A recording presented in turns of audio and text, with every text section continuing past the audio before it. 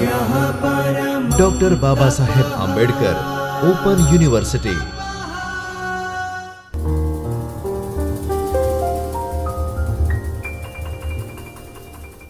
નમસ્કાર. Doctor Baba Saheb Ambedkar open યુનિવર્સિટીના જ્યોતિર્મય પરિસરમાં ચૈતન્ય સ્ટુડિયોમાં હું પ્રોફેસર પ્રિયાંકી વ્યાસ આપનું હાર્દિક સ્વાગત કરું છું. મિત્રો, વિદ્યાર્થી મિત્રો, આજે આપણે લાઇબ્રેરી એન્ડ ઇન્ફોર્મેશન સાયન્સ વિષયમાં માસ્ટરના વિદ્યાર્થીઓ માટે આજે એકેડેમિક લાઇબ્રેરી વિશે વાત કરવા આવી છું અને આપણે એકેડેમિક લાઇબ્રેરી વિશે વાત કરીશું. તો વિદ્યાર્થી મિત્રો, આજે MLIS 103 એકેડેમિક લાઇબ્રેરી એનો block 1 library development, academic library development અને એનો યુનિટ 3 એનો આજે આપણે અભ્યાસ કરીશું. યુનિટ 3માં આપણે ખાસ એ જોઈશું કે લાઇબ્રેરી પ્રશાસન, ગ્રંથાલય પ્રશાસન એટલે શું, ગ્રંથાલય પ્રશાસનમાં એનું શું મહત્ત્વ હોય છે, અથવા તો કેવી રીતે શૈક્ષણિક લાઇબ્રેરી એ કામ કરતી હોય છે, આના વિશે આપણે આજે ડિટેલમાં સમજવાનો પ્રયત્ન કરીશું. લાઇબ્રેરી પ્રશાસન શબ્દ ઉપરથી આપણને ખ્યાલ આવે મિત્રો કે કોઈ પણ સંસ્થા હોય, કોઈ પણ સમિતિ હોય, કમિટી હોય, અથવા તો કંઈ પણ પ્રકારના ગ્રંથાલયો હોય, એની અંદર એક ચોક્કસ પ્રકારે કામ કરવામાં આવતું હોય છે અને એ ચોક્કસ પ્રકારના કામ માટે એટલે કે એના પ્રશાસન માટે ઘણી બધી બાબતોનું ધ્યાન રાખવામાં આવતું હોય છે. તો સૌ પહેલાં આપણે ગ્રંથાલય પ્રશાસન, એનો અર્થ, હેતુ, પછી એના સત્તામંડળ કોણ હોય, એના સંચાલક મંડળ કોણ હોય, એનો સંગ્રહ વિકાસમાં ગ્રંથાલય સંચાલક મંડળની ભૂમિકા શું હોય, ગ્રંથાલય સંસાધનો, પ્રોત્સાહકો, આ બધી ભૂમિકાઓ વિશે આપણે આજે વિસ્તૃતમાં સમજવાનો પ્રયત્ન કરીએ. મિત્રો, તો શૈક્ષણિક ગ્રંથાલયો એ ભારતમાં અને વિશ્વના અન્ય દેશોમાં તેના નિભાવ માટે જે તે પિતૃ સંસ્થા પર આધારિત હતા અને આ પિતૃ સંસ્થાઓને વળી સરકારના ઉદાર હાથો પર આપણે આધાર રાખવો પડતો હતો. મિત્રો, હવે જ્યારે સત્તાવાર સહાયમાં પડતીનો સામનો કરવાનો અને શૈક્ષણિક ગ્રંથાલયોના સાહસોમાં તેમને અન્ય જરૂરી સ્ત્રોત શોધવા માટે આ આપણે એકમનો અભ્યાસ કરીશું. અને ગ્રંથાલય પ્રશાસન, ગ્રંથાલય પ્રશાસન મંડળો એના સંસાધનો વિકસાવવા માટે જે પ્રણાલિકાગત ભૂમિકા ભજવી રહ્યા છે અને બદલાતી પરિસ્થિતિમાં તેમની પાસે વધુ અને વધુ કામ કેવી રીતે કરવું અને કેવી એમના પર તે અપેક્ષાઓ રાખવામાં આવી છે તે બાબતથી આપણે આજે માહિતગાર થઈશું અને તે બાબતની આપણે માહિતી આજે મેળવીશું. આ અર્થ ઉપરથી આપણને મિત્રો એવું થાય કે ગ્રંથાલય પ્રશાસન એટલે કે લાઇબ્રેરી ગવર્નન્સ એ શું છે અને એનો અર્થ શું હશે, એના હેતુ શું હશે. તો પ્રશાસન એટલે, પ્રશાસન શબ્દ, લાઇબ્રેરી ગવર્નન્સનો મિનિંગ અને પર્પઝ એ આપણે શોધવા જઈએ તો પ્રશાસન શબ્દ એ ગવર્નન્સ શબ્દ ક્રિયાપદ શાસન ચલાવવું, ગવર્નમાંથી ઉત્પન્ન થયેલો છે અને તેની વ્યુત્પત્તિ એટલે કે સંચાલક, ગવર્નિંગ અને સરકાર, ગવર્મેન્ટ શબ્દથી ઉત્પન્ન થયેલો છે. ડિક્શનરી અને વેબસ્ટર થર્ડ ઇન્ટરનેશનલ ડિક્શનરીની અંદર આ પ્રશાસન શબ્દનો અર્થમાં સરકાર એવો સમાનાર્થી મૂકવામાં આવે છે, જેનો અર્થ કાયદો, સંચાલકના અધિકાર અથવા પ્રક્રિયા, વિશિષ્ટ રીતે સત્તાવાર નિદર્શન અને અંકુશ એટલે કે કંટ્રોલ. એ ગ્રંથાલય પ્રશાસનમાં પણ પ્રશાસનનો આ જ અર્થ સમજાવવામાં આવે છે. પ્રશાસન સંચાલકના કાર્યો અથવા સત્તા અધિકારનો ઉપયોગ એ પ્રશાસન વિભાવનાઓ વિસ્તૃત અર્થ આ જ સ્વીકારવામાં આવે છે. અને સારું પ્રશાસન હંમેશા જવાબદારી, પારદર્શિતા, ભાગીદારી અને મુક્ત અને કાયદાકીય શાસનમાં માને છે. પ્રશાસન પારસ્પરિક આપલેની ક્રિયા છે. તે સત્તાધિકાર, હકૂમત અને અસરાત્મક પ્રક્રિયા છે. મિત્રો, ગ્રંથાલય પ્રશાસનમાં સંચાલક મંડળમાં કોઈ વ્યક્તિઓ અથવા સામૂહિક મંડળ જેની પાસે ગ્રંથાલય સંબંધિત અને તેના માટે કાયદાકીય અથવા તો રૂઢિ અને પરંપરાગત કાર્યો કરવાના હોય છે. આપણે એને સૂક્ષ્મ રીતે જોઈએ અથવા વિચારીએ તો આ પદ એ સૂચના આપનાર અને તેનું પાલન કરનાર આ બંનેને લાગુ પડે છે. અને વિશાળ અર્થમાં ગ્રંથાલયના સર્જન, જાળવણી અને વિકાસમાં આ એકમમાં આપણે ખાસ પ્રશાસન મંડળ અને ગ્રંથાલય સત્તામંડળ શબ્દોને આપણે વિસ્તૃતમાં સમજીશું. આદાન પ્રદાન થઈ શકે તે બાબતે આપણે આ ગ્રંથાલય મંડળને સમજાવીએ છીએ. મિત્રો, ગ્રંથાલય પ્રશાસન એમાં અર્થ અને હેતુની વાત આપણે સમજવાનો ટ્રાય કરીએ કે લાઇબ્રેરી ગવર્નન્સનો મિનિંગ અને એનો પર્પઝ શું. તો પ્રશાસન શબ્દ આપણને શાસન ચલાવવું, પ્રશાસન શબ્દ આપણને શાસન ચલાવવું, ગવર્ન કરવું તેઓ સમજાવે છે. અને એની વ્યુત્પત્તિ એટલે કે સંચાલક એ ગવર્નિંગ અને ગવર્મેન્ટ આ શબ્દો ઉપરથી આવેલો શબ્દ છે, જે આપણને Webster third new international dictionary 1966ના પેજ નંબર 982 પર દર્શાવવામાં આવી છે કે પ્રશાસન એ સરકારનો સમાનાર્થી છે, જેનો અર્થ કાયદો, સંચાલકના અધિકાર અથવા તો પ્રક્રિયા વિશિષ્ટ રીતે સત્તાવાર નિદર્શન અને અંકુશ, ડાયરેક્શન એન્ડ કંટ્રોલ એ ગ્રંથાલય પ્રશાસનમાં પણ પ્રશાસનનો આ જ અર્થ સમજવાનો છે.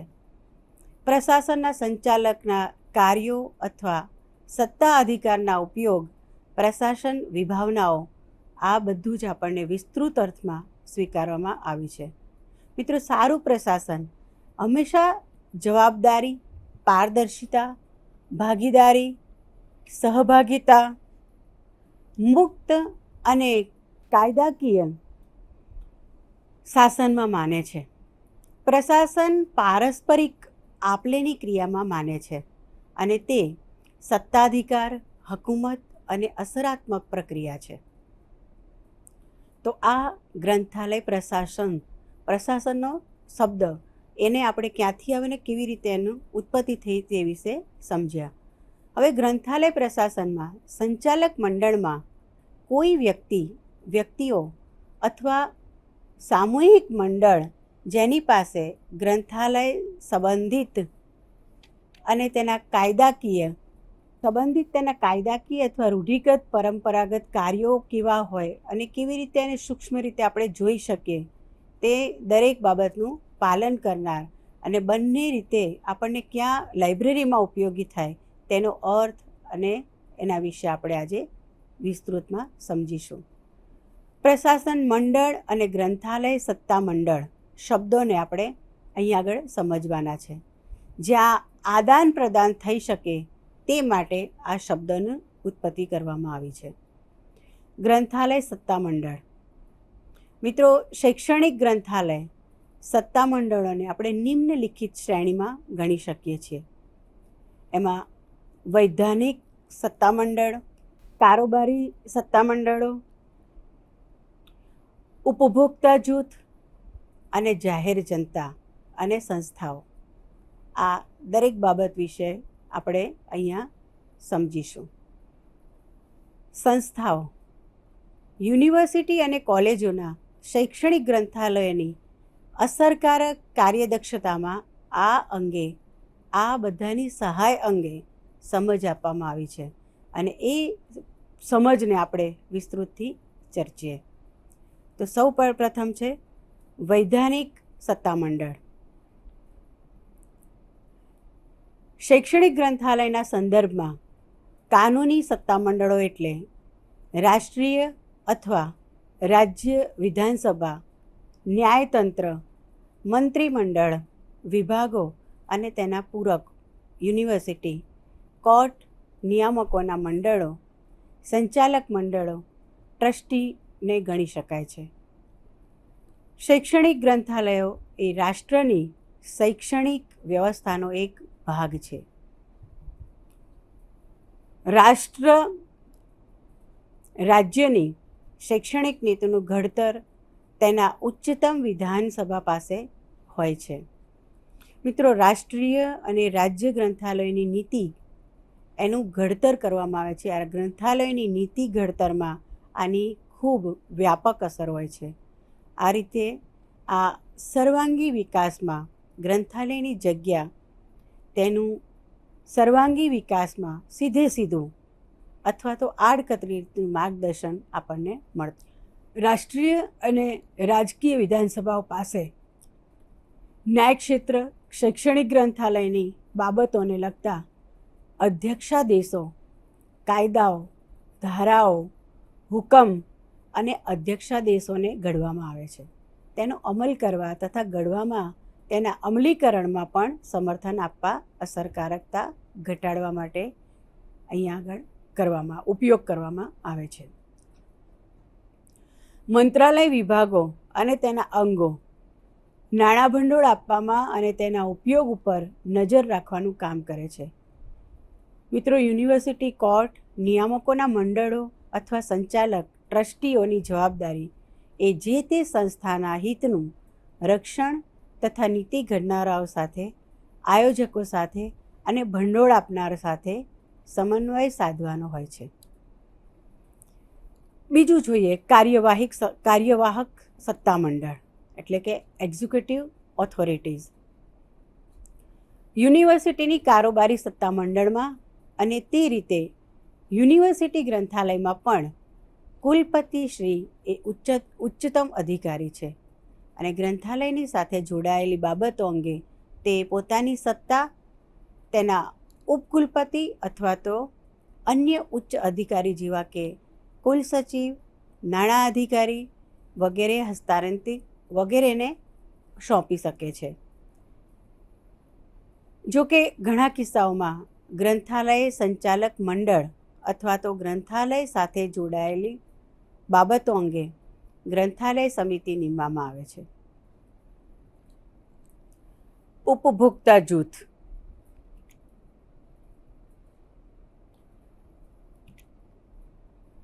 મિત્રો, ઉપભોક્તા જૂથ એ આપણું સત્તામંડળનું ત્રીજું ગ્રુપ છે. ઉપભોક્તા જૂથ એ સત્તામંડળનું ત્રીજું જૂથ વિશે આપણે ચર્ચા કરીએ. તો ગ્રંથાલય તેના ઉપભોક્તાઓ માટે ગ્રંથાલયના પ્રકાર, ઉપભોક્તાના પ્રકાર, તેના સંગ્રહ સંગઠન અને તેની સેવાઓના લક્ષણો નિશ્ચિત કરે છે. શૈક્ષણિક ગ્રંથાલયની આવશ્યકતા એ તાલીમ, સંશોધન અને મનોરંજનની જરૂરિયાતવાળા તેના ગ્રાહક જૂથો જેવા કે અધ્યાપકો, વિદ્યાર્થીઓ અને સહયોગી કર્મચારીઓ હોય છે. ગ્રંથાલયની બાબતો માટે અધ્યાપકો અને વિદ્યાર્થીઓ તેની પોતાની ગ્રંથાલય સમિતિ નિમી શકે છે. યુનિવર્સિટીની શૈક્ષણિક અને વહીવટી નીતિઓને વફાદાર રહી જે ગ્રંથપાલ ગ્રંથાલયનો ઉપયોગ સારામાં સારી રીતે થાય તેવું ઈચ્છતો હોય તો તેણે આ બધી જ બાબતો અને આ બધા જ લોકો સાથે ઘનિષ્ઠ સંબંધો કેળવવા જોઈએ. આ મંડળોની બેઠકમાં ગ્રંથાલયને લગતા પ્રશ્નોની ચર્ચા થઈ શકે છે અને તેના પરિણામ સ્વરૂપે એ જરૂરી છે કે ગ્રંથપાલ ઉપભોક્તા જૂથની ચર્ચામાં સીધો ભાગ લે, ઉપભોક્તા જૂથે લીધેલા નિર્ણયોથી સંપૂર્ણ માહિતગાર હોય. તો આ બાબત થઈ ઉપભોક્તા જૂથની. અને હવે છેલ્લું સત્તામંડળ એટલે કે જાહેર જનતા, પબ્લિક. મિત્રો, શૈક્ષણિક ગ્રંથાલય માટે જાહેર જનતાનું આ એક સંગઠન સત્તામંડળ હોવું ખૂબ જરૂરી છે. એટલે અધ્યાપક અને વહીવટી કર્મચારીઓના પરિવારજનો અથવા તો આસપાસનો સમાજ, ગ્રંથાલયના હિતેચ્છુઓ, ભૂતપૂર્વ વિદ્યાર્થીઓ, મુલાકાતી વિદ્વાનો અથવા તો ઔદ્યોગિક અને વ્યવસાયિક ગૃહો એ આ સત્તામંડળમાં જોડાય છે. ભારત જેવા વિકાસશીલ દેશમાં જ્યાં ખાનગી ગ્રંથાલયો ભાગ્યે જ જોવા મળે છે અને સાર્વજનિક ગ્રંથાલયો સામાન્ય રીતે સંગ્રહમાં અને જાળવણીમાં આપણને જોવા મળતા હોય છે. ઘણી વખત શૈક્ષણિક ગ્રંથાલયો મોટાભાગે સાર્વજનિક ભંડોળ કરતાં વધારે સારા અને વધારે સમાજ માટે ઉપલબ્ધ હોય છે. તો આ ગ્રંથાલયો તરફ સામાન્ય માણસની જવાબદારી અને તેના અધિકારો બંને વિશે એ લોકો જાગૃત હોય છે. તો આ જુદા જુદી સત્તામંડળની આપણે આજે વાત કરી. સત્તામંડળને જોયા પછી આપણે સંસ્થાઓ એટલે ઓર્ગેનાઇઝેશન એના વિશે વાત કરીએ તો વ્યવસાયિક શૈક્ષણિક ગ્રંથાલયો અને સંશોધન નિર્માણમાં વ્યસ્ત સંસ્થાઓએ તેના ઉદ્દેશમાં આગળ વધવા શૈક્ષણિક ગ્રંથાલયો સાથે નિકટના સંબંધો કેળવે છે. આ સંસ્થાઓ સ્થાનિક, પ્રાદેશિક, રાષ્ટ્રીય અથવા આંતરરાષ્ટ્રીય સ્તરે સક્રિય હોઈ શકે. ગ્રંથાલયના આ સંસ્થાઓ વ્યવસાયિક સલાહ, સહાય, પરોપકારી અભિગમ અથવા તો પ્રકાશનનો વિનિમય કાર્યક્રમ આ ગ્રંથકારના લાભ છે અને અહીંયાથી લાભ આ મેળવી શકાય છે. હવે ગ્રંથાલય સંચાલક મંડળ, લાઇબ્રેરી ગવર્નિંગ બોડી. ગ્રંથાલયની વ્યવસ્થા એ નીતિ ઘડતર અને તેનું સંચાલન આ બધાનો બોજો ગ્રંથપાલ એકલો વહન ન કરી શકે અને ગ્રંથપાલ એકલાને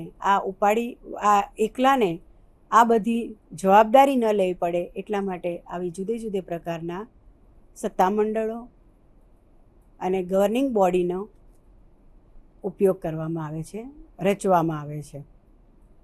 તો ગ્રંથાલય સમિતિઓ પણ ઘણી બધી ગ્રંથાલયની અંદર ઉપલબ્ધ કરવામાં આવે છે. એ સમિતિના કામ, એમની જરૂરિયાતો, એમના અધિકારો, એમના કાર્યો શું, એમના પ્રકારો કેવા, આ બધા વિશે એમાં માહિતગાર કરવામાં આવે છે. વિદ્યાર્થી મિત્રો, આપણે આજે આ સત્તામંડળો કેવી રીતે કામ કરે અથવા તો સત્તામંડળનું કાર્ય શું હોય, નીતિ પ્રમાણે આપણે મંડળ તો રચી દીધા, પણ એ સમિતિઓ, એ મંડળ એ ગ્રંથાલયને કેવી રીતે ઉપયોગી થાય, તેના કાર્યો શું, આ દરેક બાબતનો આજે આપણે અભ્યાસ કર્યો છે. આગળના વિષય માટે ફરીથી મળીશું નવા વિષય સાથે. ખૂબ ખૂબ ધન્યવાદ મિત્રો. આ વિષયને અભ્યાસક્રમનો એક ભાગ છે એટલે એને અભ્યાસ કરીએ અને એની સાથે જોડાયેલા આપણે ઘણા બધા પ્રશ્નોને પણ આપણે અહીં આગળ સોલ્વ કરવાનો પ્રયત્ન કરીએ. આમાંથી ઘણા બધા પ્રશ્નો MCQ સ્વરૂપમાં પણ આપણને પૂછાઈ શકે, એટલે આ વિષયને આપણે અહીં આગળ પૂર્ણ કરીએ છીએ. નવા વિષય સાથે ફરીથી મળીશું. ધન્યવાદ. સ્વાધ્યાયઃ પરમં તપ